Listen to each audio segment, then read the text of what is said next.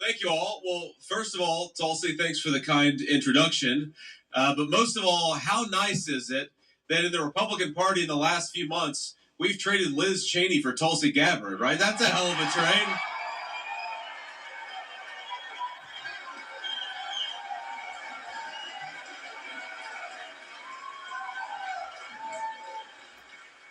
Well, look, we're thrilled to be here. I'm thrilled to be in Pennsylvania. We actually recorded an episode of Joe Rogan this morning, so we started out in Austin, Texas, and we're closing out. How long was it, JD? How long were you in Rogan? Almost 4 hours. Almost 4 hours. So, I've officially done more interview time than Kamala Harris has the entire campaign just today. So, we're driving in here, the beautiful Appalachian Mountains. I love being here. I love this part of our country. I love this part of the Commonwealth of Pennsylvania. And in 6 short days, we're going to win, my friends, and make Donald J. Trump the next president. So,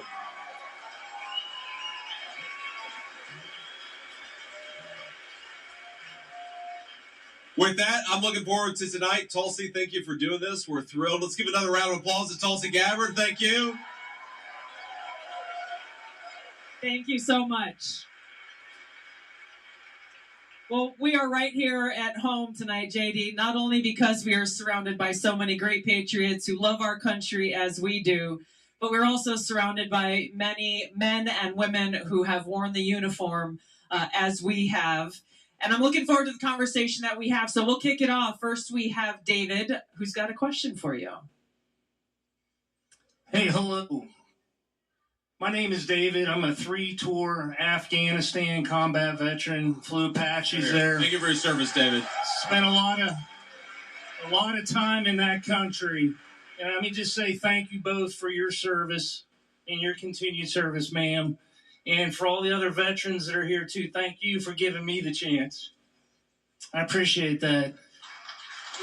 If anybody's not noticed, outside the gate or the hangar there is the Abbey Gate 13. The people that died on August the 26th, 2021. And I'm kind of saddened that there has been no accountability for that. Yes, sir.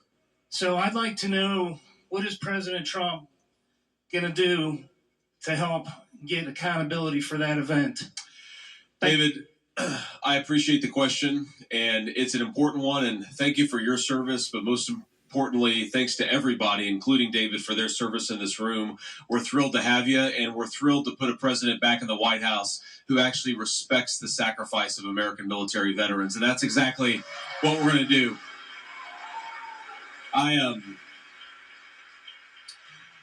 David, like President Trump, I've spent a lot of time with the families of the 13 brave Americans who died at Abbey Gate, and one of the things that has really affected me is the recognition that a lot of these guys, they're not mad. They're, of course, heartbroken, but they're not angry that their loved ones lost their lives because they recognize that when you put on the uniform of the United States, sometimes that's what happened, right? That's what a lot of people sign up for. What they're really angry about is the fact that their loved ones died and there's been no accountability for the disaster that led to their death in the first place. That's what pisses them off. They're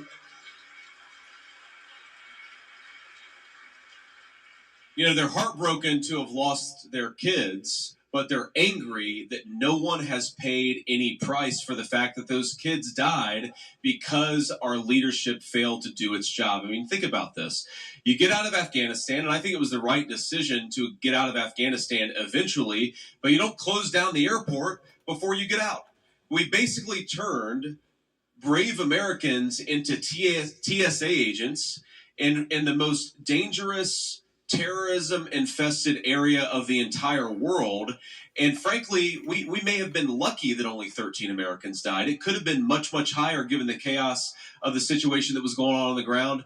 And not one person, not a single general, not a single Pentagon bureaucrat, not a single person who controlled how that withdrawal was conducted has faced any consequences. But I believe that the first person that we are going to fire, and there's going to be more after that, but the first person we get to fire who had a role in Abbey Gate, her name is Kamala Harris, and we're going to fire her in 6 days.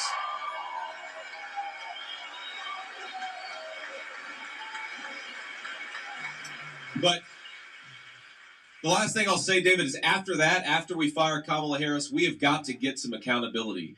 Who made the decision to close down Bagram before we had everybody out of Afghanistan? Who made the decision to put our troops in that situation to begin with? Who made the decision to not evacuate any of our $80 billion worth of equipment before we closed up shop and left? There has to be answers when people fail. And one of the things you'll see is the media, of course, attacks Donald Trump because there are people that criticize him. And what is almost always true is that the people who are most loudly criticizing Donald J. Trump are people that he fired because they screwed up. Those are the people that are attacking him. And I think I speak for every person in this room. I'd rather have a president who fires the people who screw up than the president who protects their jobs when they screw up. And that's why we got to get new leadership.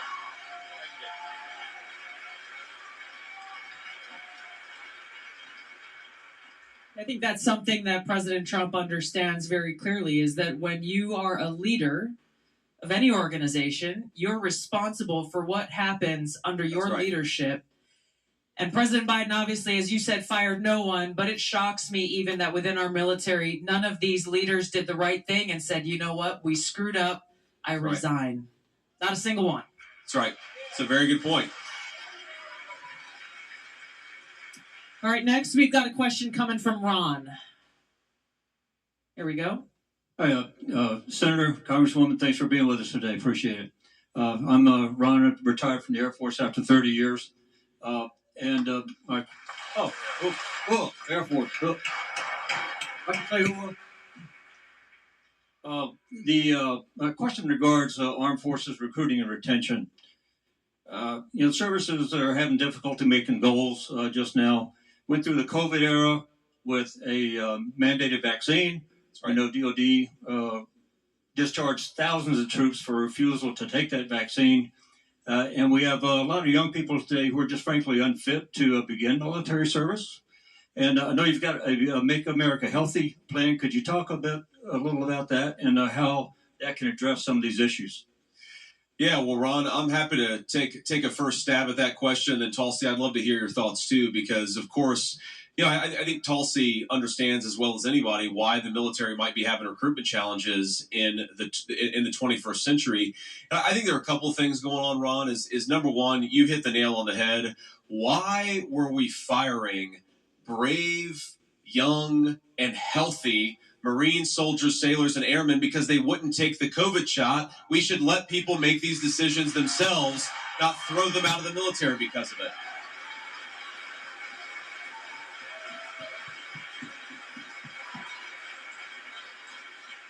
But of course that's not just thousands of Americans who were thrown out of the military, and it was a disgrace. And Donald Trump and I have promised that we're going to offer all of those people a return to service with back pay on top of it. That's important.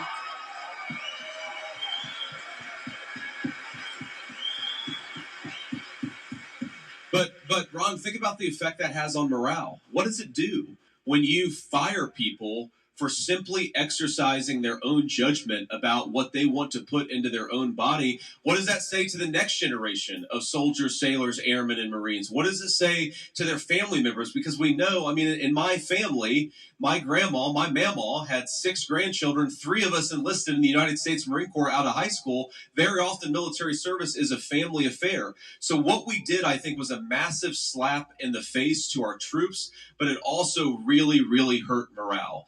And the final thing I'll say, and again, I want to hear Tulsi's views on this too, is people want to sign up for the United States military because they love their country and they want to engage in public service. They don't want to sign up in the military because of a bunch of progressive ideas. They don't want to be enforcers of one political party's dogma. They want to serve the whole United States of America. And I think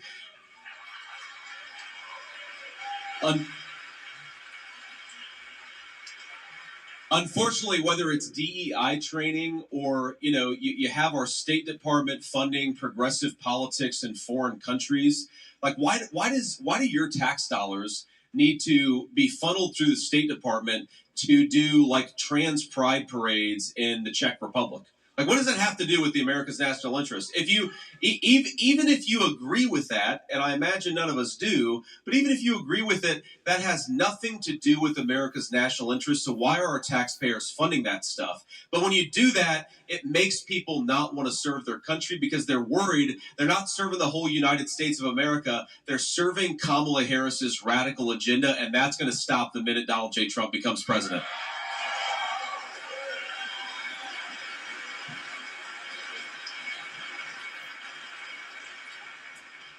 You know, JD, I want to go back to what you said in response to the first question that we had, with the fact that every single one of us who's here, anyone watching from home, any one of us who's raised our right hand and volunteered, the less than 1% of all Americans who volunteer to serve in our armed forces, we do so, and our families know that that service and that volunteerism may require us to pay the ultimate price.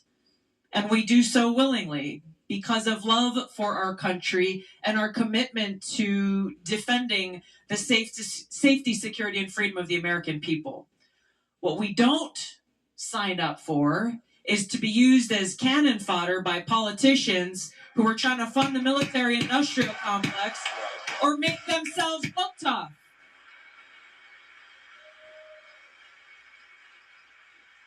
And so the very least that our men and women in uniform deserve, that our veterans deserve from our leadership, the president, our commander-in-chief, leaders in Congress, is to have our back. Amen. And so when you talk about make America healthy again, too often, and we all got stories, but too often, you know, they make investments, say, okay, you walk in and basic training. I enlisted, went to basic training at Fort Jackson, and you know, you go through that training, you know, you serve in the Air Force. They invest in turning civilians into warriors. Then you go and spend your time in service, and when it's time to go and you get your final DD-214 and you walk out, for a lot of folks, they feel lost because for the first time, you kind of feel alone. That you can't just go to the military hospital, or you can't, you know, you don't have your sergeant major telling you what time to wake up and when you get to eat and when you get to sleep. And so when we look at the Veterans Affairs Department, for example, when we have our brothers and sisters who are struggling, who've gone and fought in war zones and have come home and are struggling with those internal battles, too many of them are feeling like their only choice is to take their own lives to end their pain.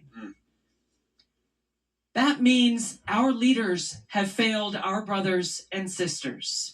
Why is it, even at that point, they are still not able to get the care that they need? I've had friends who've gone into the VA at that moment where they felt like they had no other option. They were ready to take their own lives. They either couldn't get an appointment, or when they did walk in, they were handed a bag full of drugs. Yep. A bag full of drugs that made their problems worse, not better, and that didn't actually deal with the real challenges they were facing. So when we talk about what is President Trump's plan to make America healthy again look like for our men and women in uniform and for our veterans, it's investing in the person, our fellow American, from the time they join the military, throughout their time in service, making sure that they're getting the care that they need, not just drugs or Band-Aids to cover up the visible or invisible wounds. Making sure that when you go into that dining facility, you actually have healthy and nutrition options to eat, not just crap that's going to make you sick. That when you go to the doctor,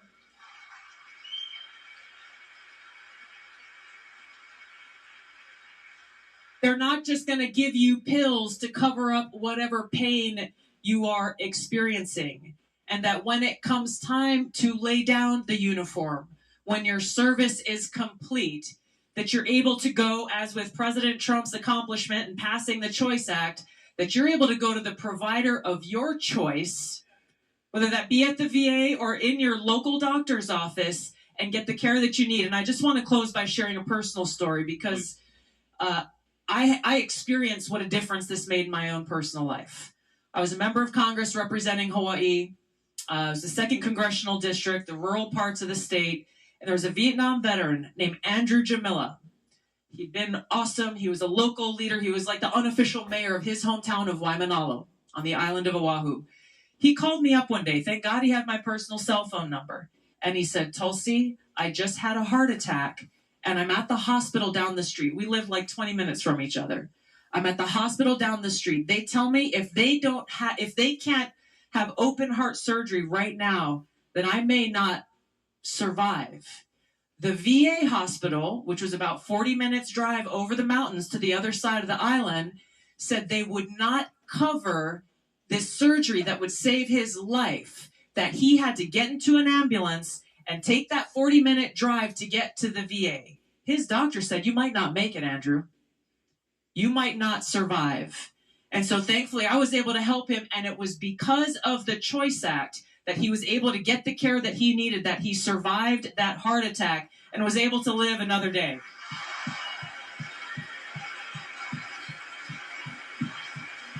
It's awesome. Where is Cindy at? Our next question is coming from Cindy. Thank you. Welcome to Bedford County. I want to thank you for recognizing the veterans in the audience and our concerns. Thank you both for your service then. Thank you for your service now, as they are both equally important. When my dad, who I'm very proud of, came home from Vietnam, he wasn't educated on the health benefits and services that he earned and was entitled to. When I got out of the Marine Corps in 1996, I was not educated on the health benefits and services I earned and was entitled to. When my nephews, whom I am also very proud of, got out of the military in the mid-2000s, they were not educated on the benefits that they earned and was entitled to. The first time I registered and voted was for President Trump because we needed change. We still need change. What will you and your administration do to help educate the veterans on the health benefits and services they've earned and health benefits they are entitled to? Semper Fi, thank you.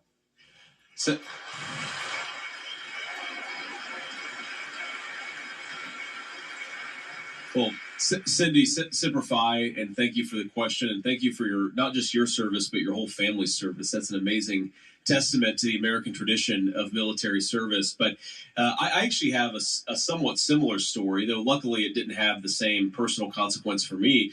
You know, when I got out of the Marine Corps in 2007, I went straight to Ohio State University. Don't hold it against me. I know we're in Pennsylvania. And, you know, I signed up for a student health plan, and it was a lot of money. Right. And I didn't have anybody helping me out. I was on Pell Grants, and, you know, things were pretty tight because I was, you know, I didn't come from a family of means. I didn't come from a family of money. And I had no idea that because of a law that had been passed while I was in the Marine Corps, that I could get free health care through the VA. I think it was for 5 years after I got out of the United States Marine Corps. And I had no idea. And so I spent hundreds of dollars on health insurance premiums until somebody kind of just said, hey, why don't you go to the VA and get healthcare service? And I said, I don't think I'm allowed to. And they said, I know that you are. And that's what changed that for me and saved me probably thousands of dollars of healthcare expenses over the next few years.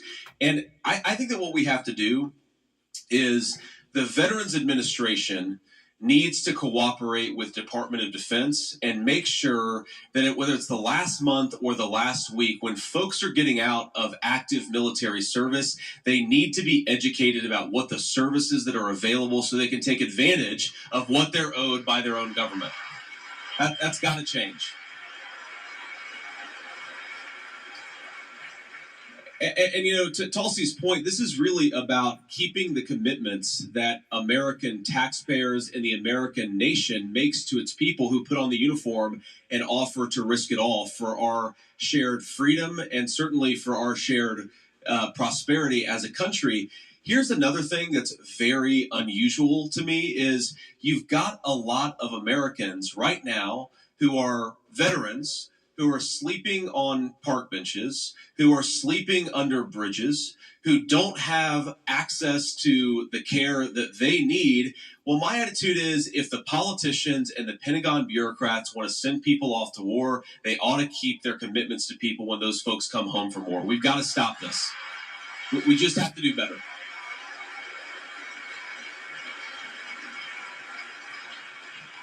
What you just said, JD, I think is so central to the changes that we need to make in a very simple thing of making it so the DOD and the VA work together. That's right. A lot of people, those of us who have gone through this know, but the fact that you spend your time in service, and whether you've deployed or not, you've got a probably pretty thick medical record. The VA has no access to your DOD medical records. No access. So you got to go and bring pieces of paper, and they got to literally scan those pieces of paper into a different database. When I first got to Congress, I asked why. Like, that's crazy. That doesn't make sense. I asked for a printout of every single veteran in my district so that I could help inform them of the services that were available to them. They literally printed out on an old dot matrix printer with the holes on the edges with the perforated lines and gave me this huge stack. But the reason why they said that the two systems don't talk to each other was because of some government contract that someone signed. Wow. President Trump's a problem solver. I guarantee you he'll find a way to solve this problem. That's exactly right.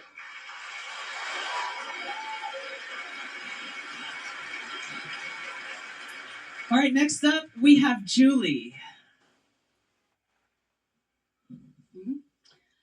Hello, Senator, Colonel. I'm a retired United States Army soldier. Since I've left service, I've continued my education by obtaining a master's degree in counseling as well as a PhD in criminal justice.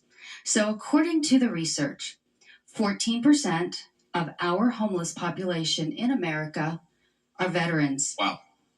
Well, that number includes 7% of an increase just in the last 4 years under the Biden-Harris administration. Our veterans watch as the current administration puts illegal migrants up in hotels. What will you do to change that policy, and will you help find solutions for those homeless veterans? Yes, ma'am. Thank you.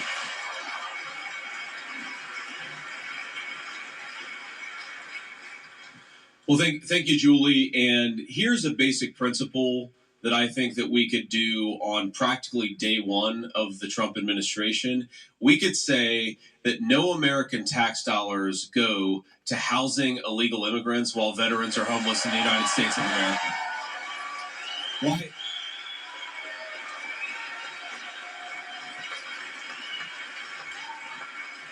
Again, to me, this is about duties and obligations, right? Veterans understand duties and obligations as well as anybody. We make a sacred compact between our nation's veterans. We say we're going to send you off to places, sometimes places, to Tulsi's point, that you never should have been sent to in the first place. But when you come home, there are certain obligations we're going to meet. And God forbid, if you don't come home, we're going to meet those obligations to your family. The fact that we have so many people who did their end of the bargain and the government doesn't do its end of the bargain is a scandal, and it needs to stop on day one of the Trump administration. It's so unacceptable.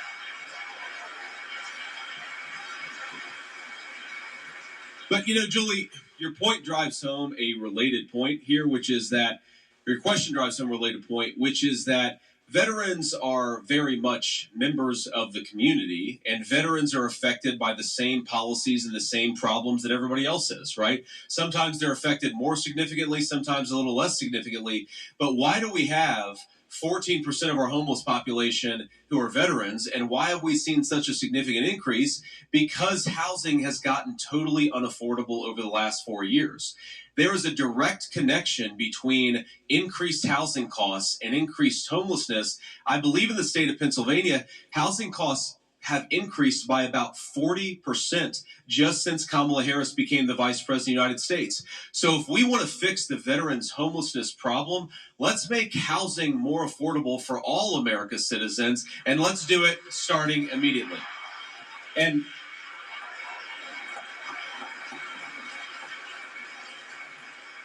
And I know we're focused on veterans issues, and I don't want to derail this too much, but it's very important to talk about the three obvious things that we should be doing to make housing more affordable. Number one, we should be doing more home building in the United States of America. Think about this. We are descendants of people who built rockets that flew to the moon, and all they had was pocket calculators and slide rules. And thanks to government policy, we don't build enough houses to house American citizens? What is this? 60 years ago, we built rockets that went to the moon. Now we don't build enough houses for American citizens. If we got rid of some of the ridiculous regulations out there, we'd create a lot of prosperity in the construction industry. We'd also build a lot more homes for American citizens. Number two, we've got to pursue common sense economic policies that lower mortgage interest rates so that people can afford to borrow and get into a home in the first place. And here's the final thing, and it goes back to Julie's point about illegal immigration. It doesn't matter how many homes we build. If we allow millions upon millions of people who don't have the legal right to be here to go into houses that ought by right go to American citizens, we are going to have a housing crisis. This very simple principle, and it's going to benefit veterans most of all, but it's going to benefit everybody, is American homes should go to American citizens, not to people who don't have the right to be here.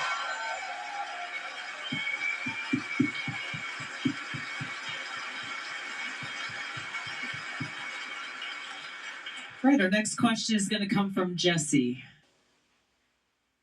I promise I'm standing up. My name's Jessie. I'm a proud Puerto Rican, first and foremost, Army veteran, served as a drill sergeant. I've lived in Pennsylvania for over 20 years now, and I'm proud to call Pennsylvania home.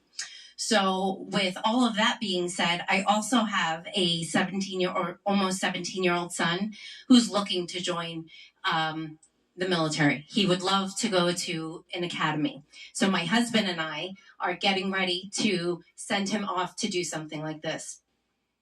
As someone who served, I deeply value the importance of peace and stability.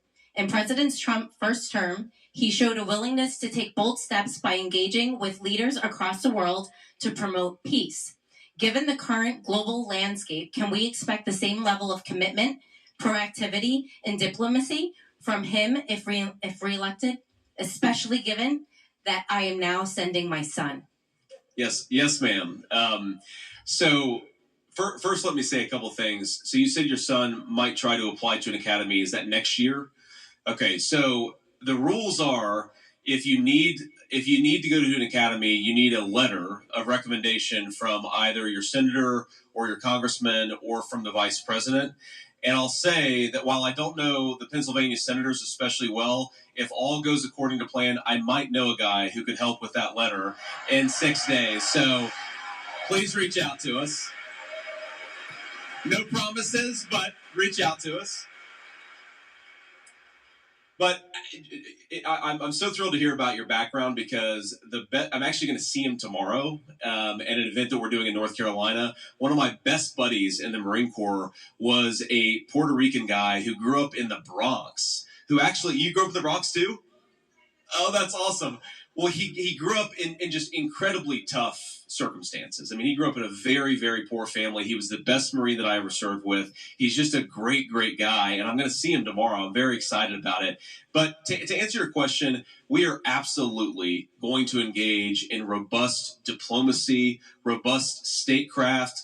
And one of the things I love about Donald J. Trump is, yes, sometimes there are problems in the world that require a military response. Sometimes there are problems in the world that require smart diplomacy, and you've got to use both if you want to solve the American people's problems overseas. You can't just send everybody off to war. That doesn't keep our trust with our veterans, and it sure as hell doesn't honor our commitment to the people who put on the uniform if we send them to be the policemen of the world instead of honoring their service and honoring their sacrifice by treating it as the precious resource that it is. So yes, we will absolutely be very careful about how we engage in foreign diplomacy.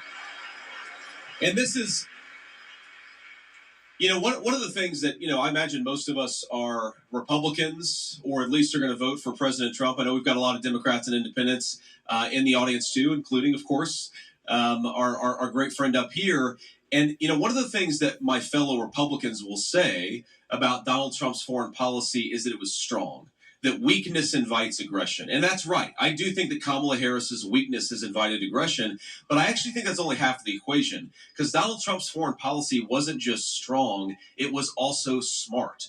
it recognized that sometimes you have to talk to people, sometimes even people you don't necessarily like or agree with, but you've got to engage in smart diplomacy, and that is sometimes how you keep a war from starting in the first place.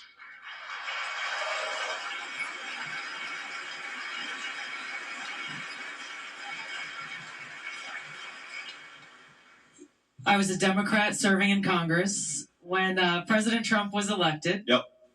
And one of the things that he did very early on in his term of office was really, really important to the people of Hawaii, my home state.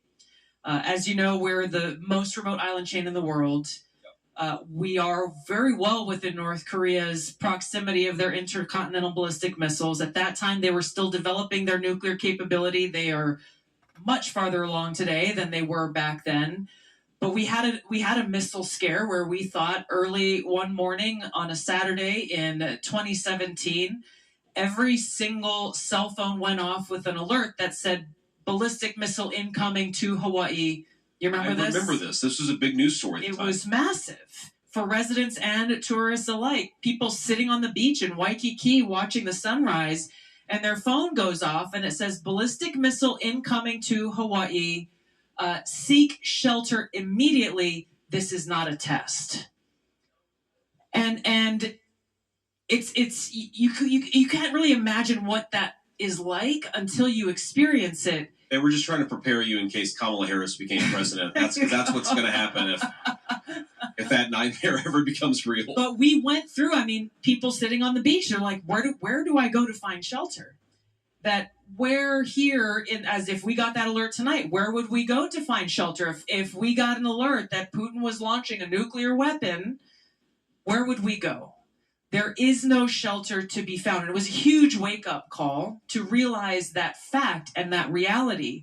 And so when President Trump chose to go and meet with Kim Jong-un, the first president ever to step into North Korea at the DMZ, as a Democrat in Congress, I was loud and proud to say this is the kind of leadership that we need, because President Obama, in the previous 4 years, I had been urging them. I was on the Foreign Affairs Committee, the Armed Services Committee, urging them to do this, de-escalate tensions, try to denuclearize the Korean Peninsula. President Obama refused to do it because he said he didn't want to reward Kim Jong-un with a meeting.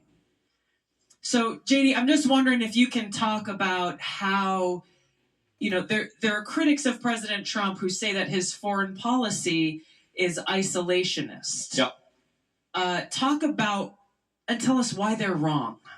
Well, they're wrong in part because of exactly what you just said. It's funny. The people who have been wrong about every foreign policy disaster for the last 30 years are the very same people who say that it's terrible to engage in diplomacy. And it's interesting that they were wrong about, remember how they said that Iraq had weapons of mass destruction? And remember how they said that it was going to be really easy to turn Iraq into a, American-style democracy. And they said it was going to be really easy to turn Afghanistan into a Western liberal society. And of course, that became a 20-year quagmire. My attitude is, after 20 years of being wrong about everything, why don't these people at least acquire some humility and shut up and stop trying to tell us what to do with the foreign policy in the United States of America? And,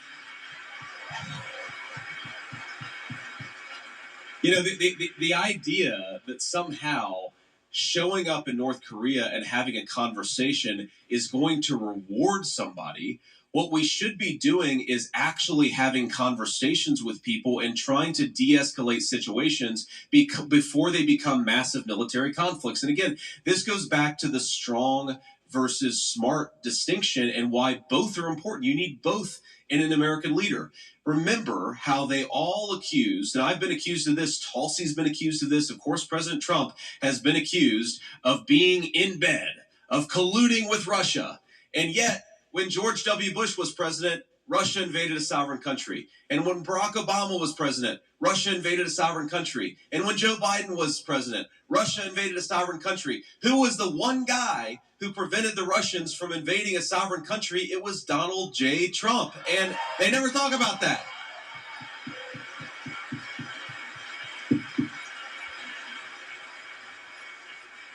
But again, it's because he was strong. Certainly, some of the bad guys were afraid of what Donald J. Trump would do, but it was also because he was willing to communicate with people and open those diplomatic lines up in a way that prevented a hot spot from becoming a full military conflict. And Tulsi, you've probably heard the president tell this story, but it's one of my favorite stories of his time in office where, I guess Kim Jong-un, the leader of North Korea, was trying to posture about his nuclear weapons and talk about how tough and big of a guy he was, and said, I have a little red button on my desk that will launch nuclear weapons. And President Trump said, I have a bigger red button on my desk. And I actually, this is such a profound change between the President Trump, Tulsi Gabbard, common sense view of American foreign policy and the broken consensus of the last 30 years is that we have got to recognize that the best way to advance America's interests is, yes, to build a strong military, and yes, to be willing to use it when we have to, but also to engage in diplomacy. Why have a military if you're never going to engage in diplomacy? Why always use your fellow citizens, as Tulsi said, as cannon fodder? Why not instead actually communicate from time to time? You might save the lives of your citizens and prevent a bigger disaster down the road.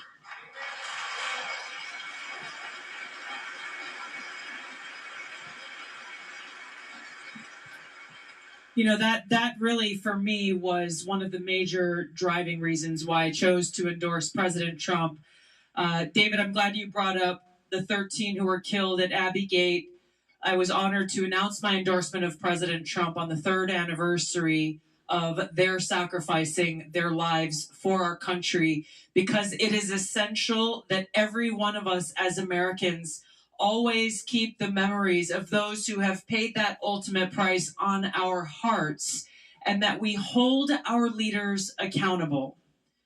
The most important responsibility the president has is to serve as our commander-in-chief. Our founders told us that the government only exists with the consent of the governed. That's right. We face a no-fail mission.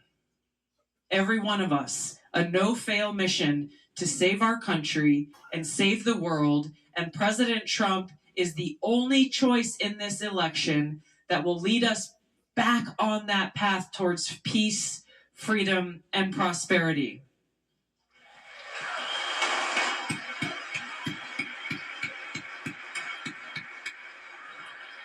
Now, before I hand it over to JD, I just want to say that when I heard the rumor mill spurring, you hadn't been announced yet, but I heard the rumor mill spurring that President Trump was going to announce that you were his pick for vice president. My heart was happy and I felt at ease, because in the time that you have served in the U.S. Senate, while it hasn't been as long as many others who've been there for decades, you have lived an experience that many others haven't.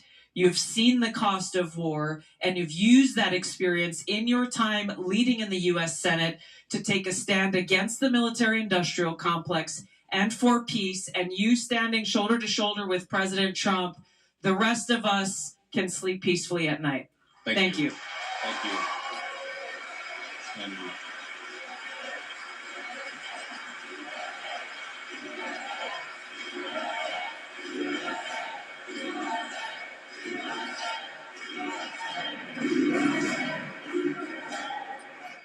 So, thank you, Tulsi. That was very kind of you to say. And most importantly, it's very kind of you to go around the country and convince people to elect Donald J. Trump the next president of the United States. And we couldn't do this without you. Thank you. I always try to encourage folks to remember why we're fighting, because it's not red team versus blue team. There are a lot of Democrats, a lot of independents who are going to support this ticket. And of course, we're proud to have their support. It's not even just to beat Kamala Harris, as much as I'll probably enjoy beating Kamala Harris more than any person in this room. Trust me about that. The point here is we want to beat Kamala Harris to give the American people the leadership that the American people deserve. And that's ultimately what this election is about. You know, ma'am, you asked the question earlier. I mentioned my friend who I'm going to see tomorrow, I think, assuming all the logistics work out. And think about what the Marine Corps meant to this kid that I served with. He grew up in the Bronx. He actually, as I understand it, had some drug use and even drug dealing in his past. He shows up in North Carolina at a Marine Corps base as a young kid, and again, he's the best Marine that I ever served with. In fact, I want to tell you a funny story, because he had some he knew gang stuff because he had grown up in such a tough neighborhood and such a tough circumstance. And we were near a big city in North Carolina. It was late at night. It was probably 2 a.m. And he said, he pointed to some guys over in a car at a gas station. We were stopped to get gas. And he said, I think those guys are Bloods. In other words, like members of a gang. And I said, well, why do you think that they're Bloods? And he said, well, because, they're dressed a certain way. They've got a certain kind of red dress. And I think that, they're dressed a certain way. They've got a certain kind of red dress. And I think that, I'm just telling you, man, I think that they're Bloods. I grew up seeing this. And I think that's what's going on. And, I called him Squeeze. I said, all right, Squeeze. Well, what would you go up and say to these guys if they were actually members of the Bloods gang? And he said, well, I'd go up to them and I'd say, what that red be like? And I said, oh, that's interesting. So what would happen, Squeeze, if I went up to those guys and said, what that red be like? And he said, I'll tell you exactly what they'd say, JD. They'd say, I'm sorry, officer, I don't know what you're talking about. And if you think about the Marine Corps, it took a guy who was raised by hillbilly grandparents from eastern Kentucky and southern Ohio and put us into the same unit with a guy who grew up around Bloods gang members from the Bronx in New York City, and it made us part of the same United Marine Corps and American team. And that is an incredible thing that our U.S. military does.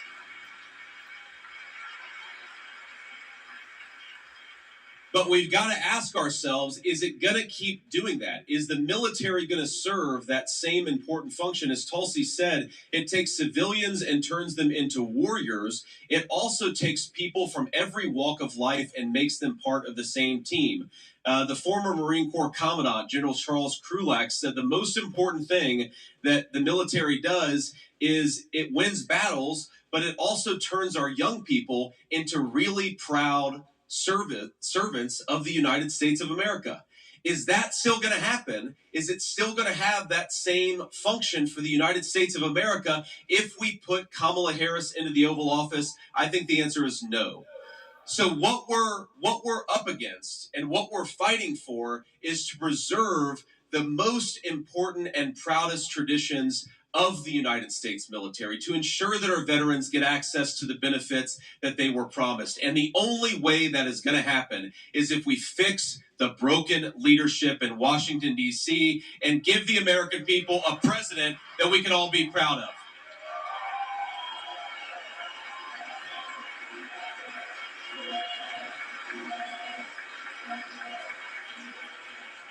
And so I want to ask you, over the next 6 days, I want every single person in this hangar to get out there and vote 10 times.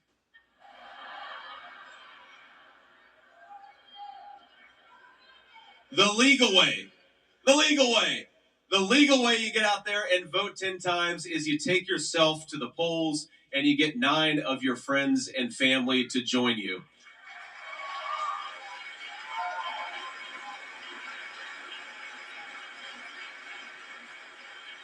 So with gratitude to Tulsi Gabbard, the incredible elected officials that we have here today, and most of all with gratitude to all of you for being here, we've got 6 days to go. Let's vote 10 times, and let's make Donald Trump the President of the United States. God bless you all. Thank you. Hello, Detroit. All the workers, let me thank